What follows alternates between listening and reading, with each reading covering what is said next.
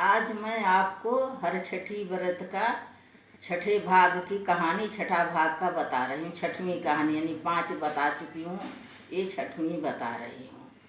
भादव मास के कृष्ण पक्ष के लगते ही छठी को यह षष्ठी यह व्रत किया जाता है। तो हम आपको सुना रहे हैं। आपको अच्छी लगे, रुचिकर लगे, प्यारी लगे मेरी कहानी तो आप मेरे सासू बहू चैनल को सब्सक्राइब कीजिए। अब आपको बता रहे हैं कि एक गांव में यह सत्य घटना पर आधारित है, कोई झूठी कहानी नहीं है, सत्य है, आंख देखा है। एक ब्राह्मणी रहती थी, तो उसके बहुत दिन तक बच्चा नहीं हुए थे। तो सबने बताया कि हर छठी का व्रत करो तो तुम्हारे घर में संतान आएगी। वैसे जिसको संतान रहती है वही यह व्रत करता है। लेकिन वह ब्राह्मणी सबको देखी देखा व्रत करने लगी। तो उसको बड़ी उम्र में एक लड़का हुआ। लड़का कुछ दिन का हुआ, उसके पति चल बसे, दूसरे बच्चा नहीं थे।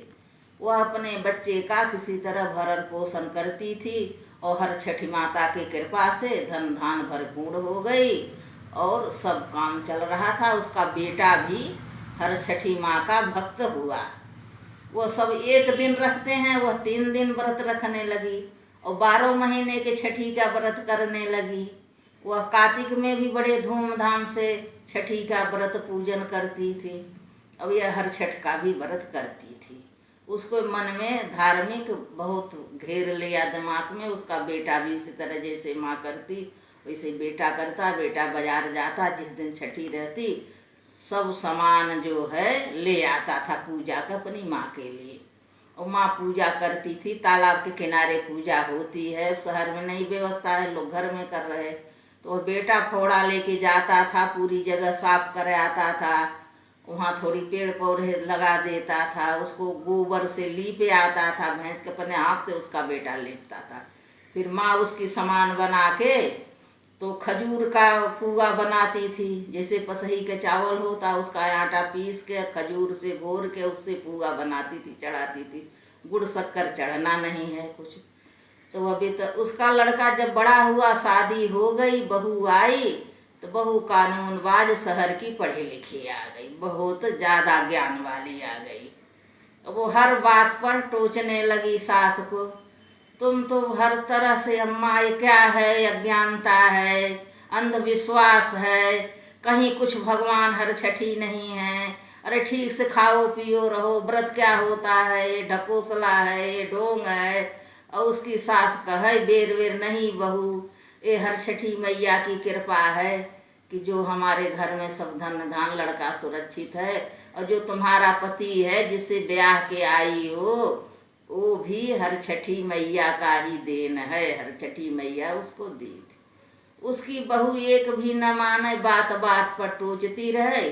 और एक दिन उसका पति लीप रहा था, हर छठी आई तो वो जाती नहीं थी, झांकने गई कि मेरा पति कहाँ, देखी गोबर लीप रही तो थू थू थू थू करने के चली आई और पति को डांटा कि नहा के ही घर में आना, ऐसी बदबू आ रही, गोबर से रहते नहीं बंधना, लीप रहे हो, तुम भी बदबू कर रहे हो, देखना घर में परग नहीं धरना, नहा धो के साबुन से अच्छी तरह हाथ धो के तब घर में आना, नहीं मैं डंडे लेके बैठी हूँ तुम्हें भगा दूंगी। अब पति ना बोला, लिपा उपा नहा धो के आया, वो गंगा का किनार था वहाँ तालाब का, और कहा सुनो ऐसी काहे मेरी माँ की बेइज्जती करती हो, मान जाओ, नहीं मन से करे थोड़ी दिखाने के लिए खड़ी हो जाओ। कहते ना ना ना हटो हटो, मेरे से व्रत की बात नहीं करो, मेरे से ढकोसलाबाजी नहीं करो, हर बात पर चढ़ती रहती थी। तब वो माँ बेटा सब बनाए उनाए, सामान तैयार किए, पूजा करने। लड़का कहे मैं सामान पहुँचा दूँ माँ, तुम्हारे संगे हम भी पूजा करेंगे, वहीं नहाएंगे तालाब में।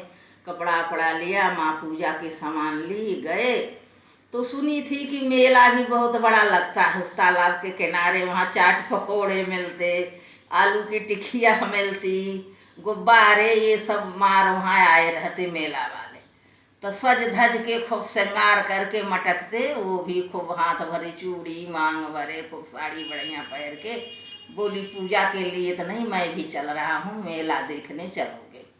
तो उसका पति सोचा चला कहे चलो चलने दो, शायद इसके दिमाग में आ जाए तो पूजा पर बैठे जाए। ले गया खुशी खुशी, सास बहू बेटा तीनों जने गए पूजा के लिए। और पूरा गांव गया पूजा के लिए। सब लोग अपनी अपनी वहाँ जगह थाली पूजा की सजाए, बढ़िया माला फूल और चावल महुआ पसही के पुआ, जिसने जो बनाया था, दही घी बत्ती हल्दी रोली कलावा, हर चीज़ से अपनी अपनी थाली सजा के जो बनाया गया था पूजा के लिए चबूतरा, वहाँ सबने रख दिए। फिर सब नहाने धोने नहाते हैं तालाब में, और गीली मट्टी वहाँ से उठाते हैं ले आते हैं, उसको चबूतरे के छोपते हैं लीपते हैं, ऐसा करते हैं। नहाए धोए हिले। वो बहू नहीं नहाई और बहू निकल गई मेला घूमने। अब उसका पति देखे उधर उधर, माँ जब नहा के आई पहले तो थाली रख रहा था, कहीं कुत्ता बिल्ली न छू दे, कुछ नहीं। और जब माँ नहा के आई पूजा के पास बैठ गई तो बेटा कहे माँ मैं नहाया हूँ। कहा हाँ बेटा नहा लो। चला गया अपने पत्नी के ढूंढने के ले आए। थोड़ी देर पूजा में चलो खड़ी हो जाओ, हमारे साथ बैठ जाओ। तब वह गया तो वो देखा एक दुकान पे पानी पूरी ऐसे पक पक मुंह में मार रही थी, भर भर के गोलगप्पे खा रही थी। और देखा तो माथे हाथ धरा है, भगवान पूजा है आज, ये क्या कर रही है। कहा चलो खा ली तो कोई बात नहीं, माँ से नहीं कहूँगा, चलो पूजा पर दूर से खड़े से करे। हटो हटो हटो, गोबर की बदबू आ रही यहाँ से, हटो। मैं कोई पूजा के लिए नहीं आई हूँ, मैं तो ऐश करने आई हूँ, मौज मस्ती करने आई हूँ, मेला घूमने आई हूँ। अभी मैं आलू की टिकिया बनवा रही हूँ, अभी टिकिया खाऊंगी, मैं पूजा करने नहीं आऊँगी। तो रुआसा होके पति लौट आया, वो खूब टिकिया गोलगप्पे खाते रह गई। तब उनका पति जो है कपड़ा उठाया और नहाने गया। जो ही नहाने हिला, हर छठ मैया कोप गई कि बा हमारे यहाँ आई और ऐसा कर रही है। उसको पति का पैर खींच ली अपने अंदर। फिर तो और जो संग में नहाने गए तो हल्ला मचाए कि अरे उसको मगर ले गया पानी में डूब गया।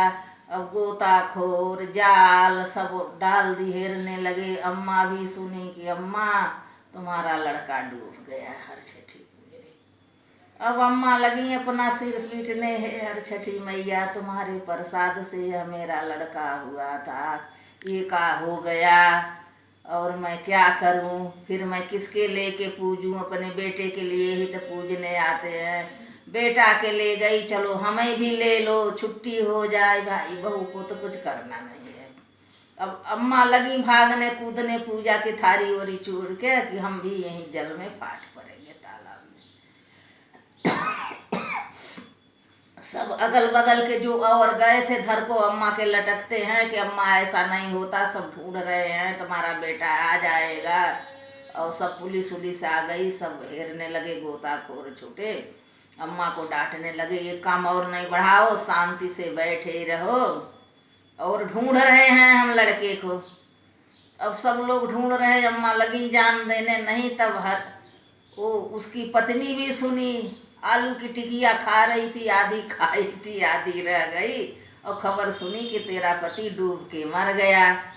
जब तो वहाँ से छोड़ के टिकिया और रोती हुई भगी, वो अभी घाट पर आई और कही अम्मा हम पहले मना करते थे, ये कछु नहीं हो, ये तुम न लेवा के आई होती तो कैसे डूबते। और देखो ये का हुआ, लगी चूड़ी तोड़ने, लगी मांग का सिंदूर पोंछने, आज तक हम लुट गए और ये का हुआ मेरे उससे। फिर उसको ध्यान आया कहीं हमारी गलती न हो। फिर हाथ जोड़ के लगी माफ़ी मांगने कि हे हर छठ मैया तू हमें माफ़ कर दो, हमारा पति जीवित निकल आए तो मैं भी अपने सास के संग इस व्रत को पूजा करूँगी, उपवास करूँगी, हमारे ऊपर कृपा करो, हमें क्षमा कर दो और हम भी आपकी पूजा करेंगे। अपने काकी हमारी क्या उम्र है, मेरे तो एक बाल बच्चे भी नहीं हैं, कैसे दिन गुजारूंगी। लगी बड़ी बिलाप करने, फिर मैं भी मर जाऊं जब मेरा पति नहीं तो मैं जी के क्या करूंगी। अब सास बहू का दोनों पला। तो इतने में वो तालाब में एक बहुत बड़ा बवंडर उठा, पानी तेज से आया और पानी बाहर फेंका, ऐसे किनारे आ गया। तो पानी जो ही बाहर ऐसे लहर आई, उसी में उसका पति भी वो लहर के साथ आके किनारे पर गिरा और बेहोश वहीं डला रहा लेटा। ये लोग देखे, दौड़े, अरे बुढ़िया अम्मा तुम्हारा तो लड़का आ गया, लगे दबाने उसको, धक्का मारने, कोई छाती दबाए, पानी मुंह से निकाले, कोई मुंह पूछ रहा कैसे जीव। तो थोड़ी थोड़ी सांस दिखी तो हल्ला हुआ कि अम्मा तुम्हारा बेटा जीवित है, तुम्हारा बेटा जीवित है।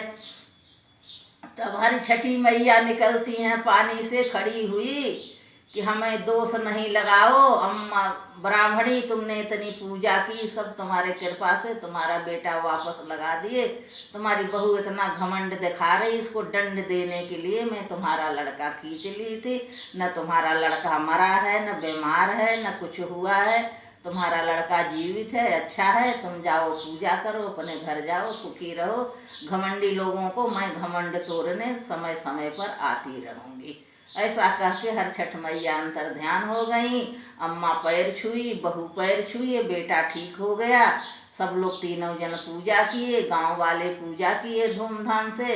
हर छठ मैया की जयकार करते जयकार आए। हर छठ मैया के चरण कमलों में मैं शीश नवाती हूँ। संकट हरनी माताएं हैं, शंख खट मिटाती हैं। बोलो हर छठ महारानी की जय।